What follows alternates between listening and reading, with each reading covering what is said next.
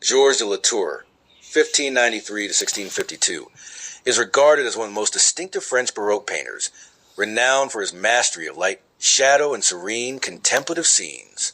His work bridges a dramatic chiaroscuro Caravaggio with an almost mystical calmness that sets him apart in 17th century European art. Although celebrated in his lifetime, his fame faded after his death and was only revived in the 20th century, when art historians rediscovered his oeuvre and recognized his unique contribution to painting. Early life and training.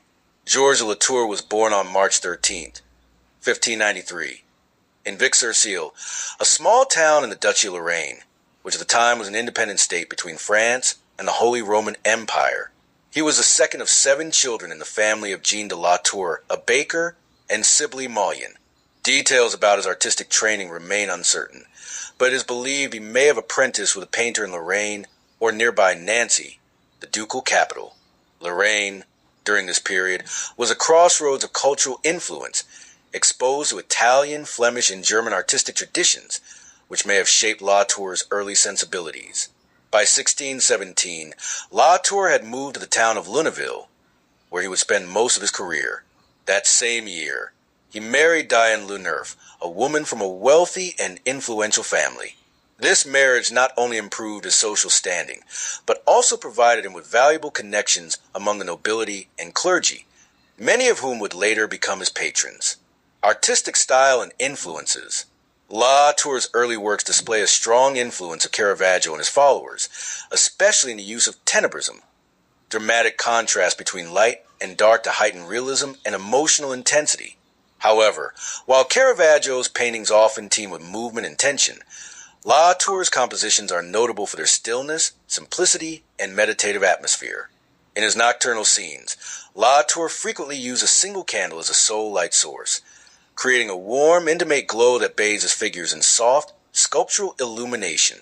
This technique, which he refined perfection, allowed him to emphasize quiet gestures, subtle facial expressions, and the psychological depth of his subjects.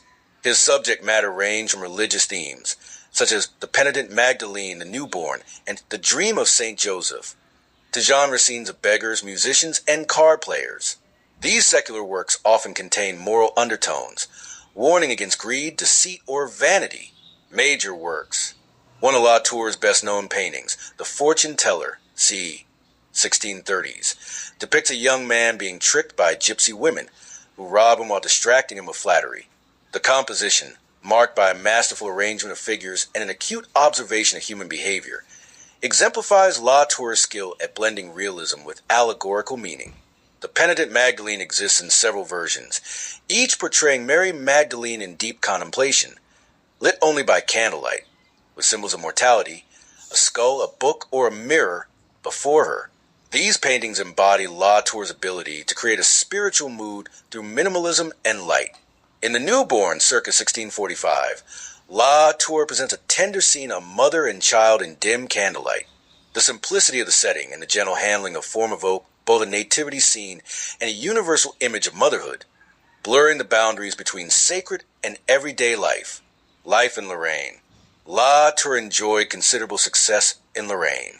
He was appointed as the official painter to King Louis XIII in 1639, a prestigious honor that brought him royal commissions and broader recognition.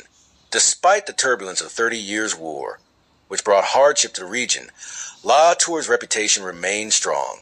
He ran a productive workshop in Lunéville, likely with the assistance of apprentices, including possibly his son Etienne.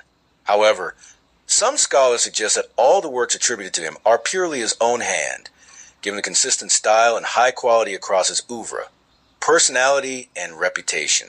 Contemporary records describe Latour as a man of strong character, sometimes quarrelsome, but also deeply committed to his craft. His ability to attract commissions from both ecclesiastical and secular patrons speaks to his adaptability and the universal appeal of his imagery. Decline and death.